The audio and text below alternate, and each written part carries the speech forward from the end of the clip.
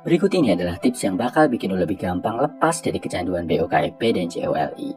Yang gue ambil dari buku gue Transformasi Level 2. Di buku ini ada ratusan tips bebas kecanduan BOKFP, tapi gue akan jelasin 3 yang paling efektif. Pertama, anggap sperma, zat kelelakian yang lo punya itu sama berharganya kayak uang. Kalau ada hubungannya sama uang, lo pasti mikir kan kalau mau buang-buang sembarangan. Padahal, zat kelelakian lo itu juga luar biasa berharga bro, sampai bisa menciptakan manusia baru. Jangan sampai calon presiden, calon bupati, calon gubernur, nasibnya berakhir tragis di tisu atau toilet lo bro. Keluarkan zat kelelakian yang lo punya dengan niat yang baik, sama orang yang menurut lo memang pantas meneruskan garis keturunan lo. Uang boleh dikeluarkan selama untuk tujuan yang tepat. Begitu juga dengan zat kelelakian yang lo punya. Kedua, buat lo yang ada di tahap kecanduan banget film dewasa dan pengen lepas, pasti sempat kepikiran, gila, anak-anak Novibe ada yang bisa ngelakuin puluhan, ratusan, bahkan ribuan hari nggak nonton film dewasa sama sekali nggak JOLI. Buat yang ada di posisi kecanduan, hal ini justru bikin gak nyaman bro. Mereka udah ngerasa nggak sanggup duluan, nyerah duluan, karena ngebayangin puluhan, ratusan, ribuan hari nggak bisa ngelakuin hal yang mereka sukai. Yang perlu lo paham bro, Novibe itu bukan tentang strict, bukan tentang berapa hari berturut-turut lo bisa nggak ngelakuin hal itu, tapi lebih tentang membangun kebiasaan baru yang lebih positif. Teorinya gini bro, kalau kita mau bagusin badan, kita olahraga. Kita bolong sehari nggak ngelakuin olahraga itu, nggak berarti progres yang kita lakuin jadi hilang kan? Atau otot kita langsung lenyap nggak ada jejaknya begitu aja kan?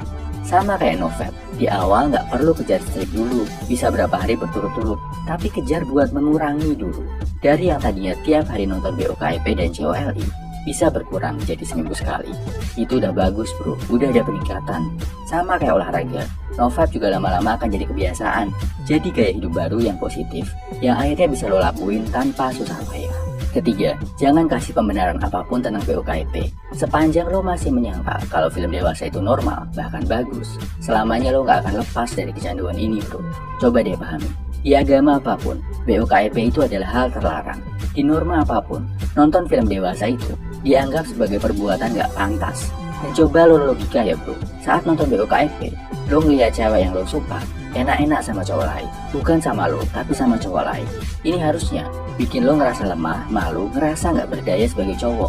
Dan jangan heran, karena kebiasaan nonton film jorok yang berlebih akhirnya menghasilkan fetish yang menurut gua sakit dan berbahaya banget.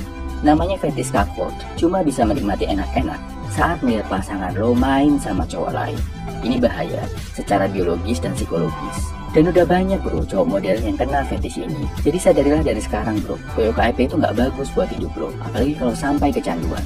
Kesimpulannya, ini 3 hal yang bisa bantu lo lepas dari kecanduan BOKFP.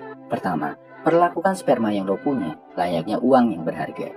Kedua, gak usah mikir tentang strict, berapa hari berturut-turut lo bisa lepas. Kurangi aja dulu, berkurang sedikit, lebih baik daripada nggak sama sekali. Ketiga, stop cari pembenaran kalau BOKFP itu bagus buat hidup lo.